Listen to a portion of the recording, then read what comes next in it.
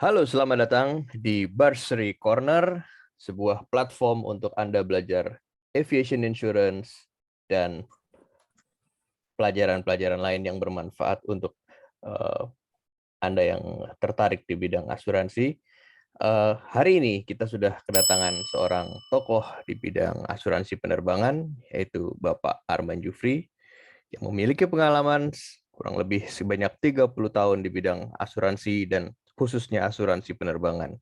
Hari ini kita akan belajar lebih banyak terkait dengan bagaimana asuransi penerbangan berperan dalam mengamankan kepentingan maskapai dan juga customer. Ya, kira-kira seperti itu. Jawab apa? Jadi saya ingin koreksi bahwa yang kita inginkan adalah pengertian dan niat mengapa kita kok harus belajar asuransi penerbangan. Itu background-nya dulu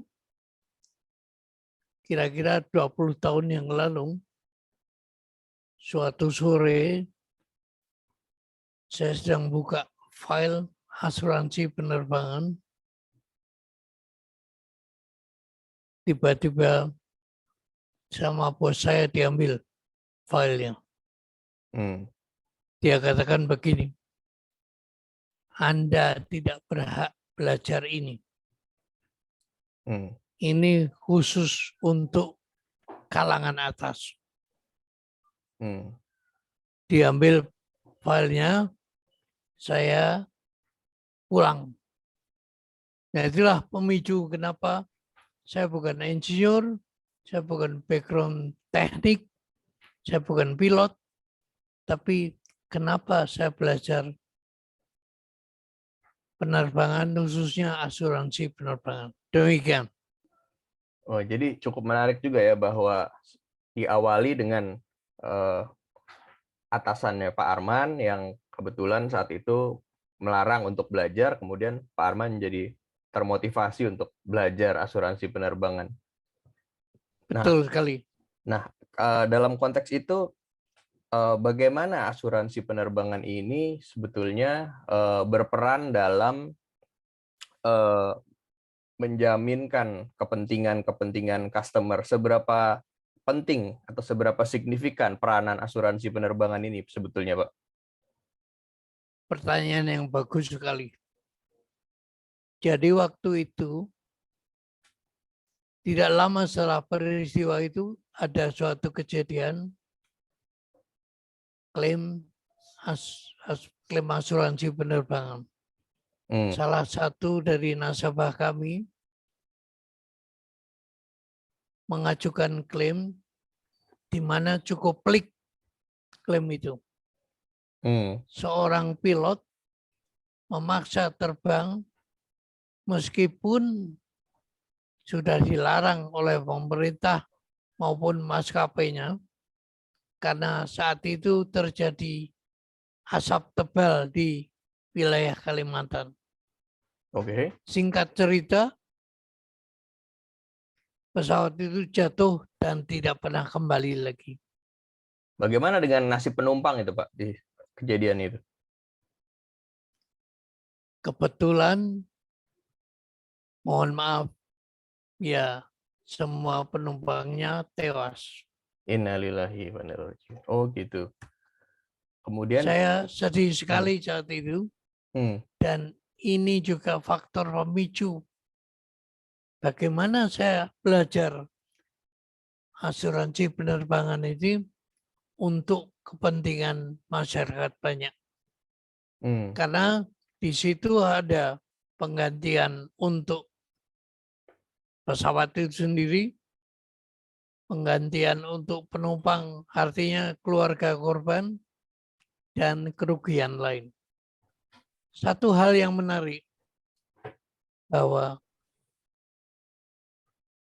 saya mempelajari kasus itu dengan seksama. Karena waktu itu saya bayangkan bahwa ini merupakan pelanggaran dalam regulasi asuransi, sehingga klaim itu tidak akan dibayar.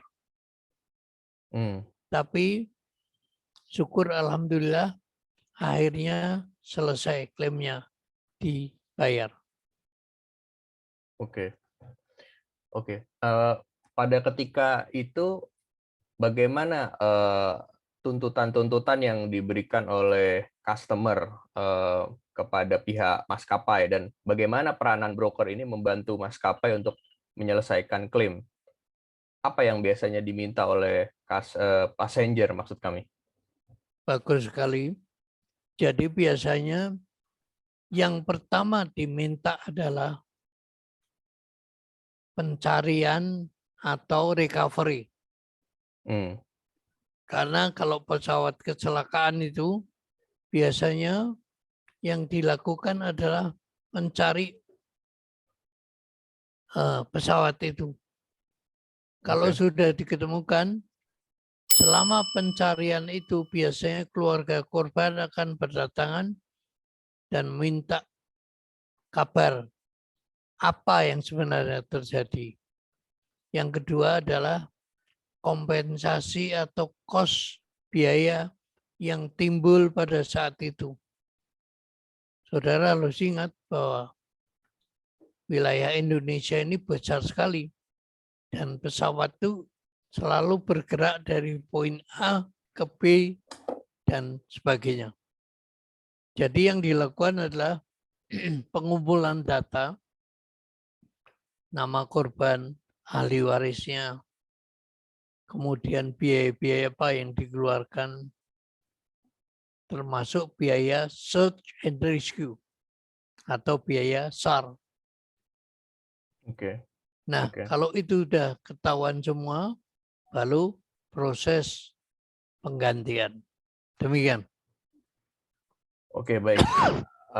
Tentunya penonton di channel Bursa di Corner ini juga ingin tahu ya, terkait dengan misalnya apa saja yang bisa dijamin dalam asuransi penerbangan ini, Pak? Coverage-nya apa aja? Mungkin bisa dielaborasi. Bagus. Yang pertama adalah HAL. HAL itu adalah rangka kapal, penggantian untuk pesawat itu sendiri. Yang kedua adalah liability, tanggung jawab kepada pihak ketiga, dalam hal ini penumpang. Juga tanggung jawab kepada pihak-pihak yang dirugikan akibat kecelakaan pesawat itu. Misalnya pesawat itu menabrak pesawat lain atau objek tertentu. Kemudian yang dijamin dalam kecelakaan itu di samping pesawatnya diri, penumpangnya. Ya. Sekarang ini sudah diatur 1.200.000 per passenger. Dulu itu nggak ada peraturannya.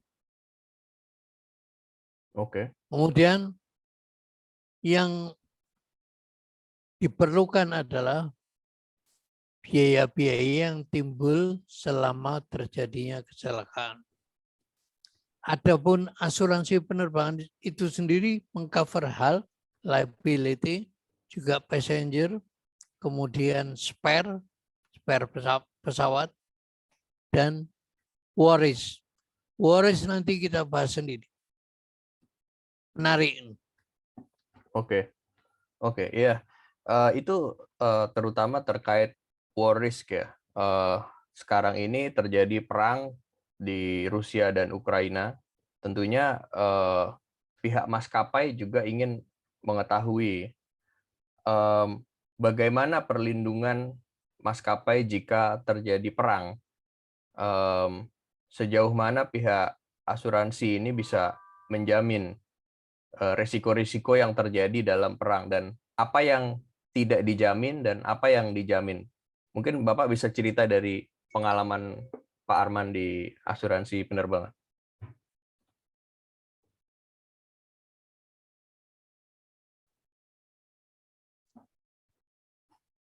Salah kaprah dalam hal ini. Orang awam perkirakan bahwa kenapa saya harus beli asuransi perang? Wong Indonesia tidak pernah perang.